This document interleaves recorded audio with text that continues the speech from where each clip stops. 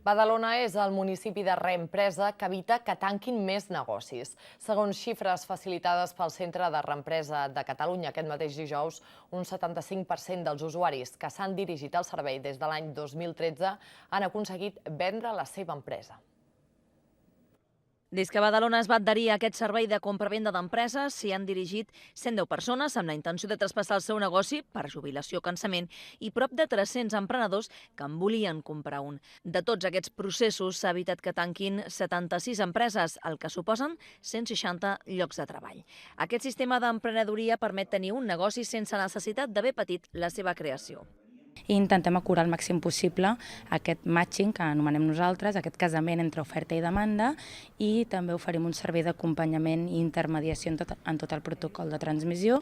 El BCIN ha acollit aquest dijous la matinal de la reempresa, tota una jornada enfocada que empresaris puguin contactar amb reemprenedors per poder traspassar el seu negoci. Hi ha participat un centenar de persones.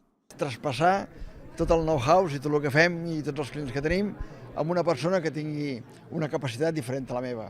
Jo ja tinc una edat i les noves tecnologies ja em poden, no? Llavors, el que busco, o el que cerco aquí, es una persona que sigui capaç de tirar endavant aquest carro. Mi trabajo es de consultora de desarrollo de negocio para empresas y ha salido la oportunidad de tener una marca portuguesa distribuyendo en Cataluña y el resto de España y aquí estoy yo.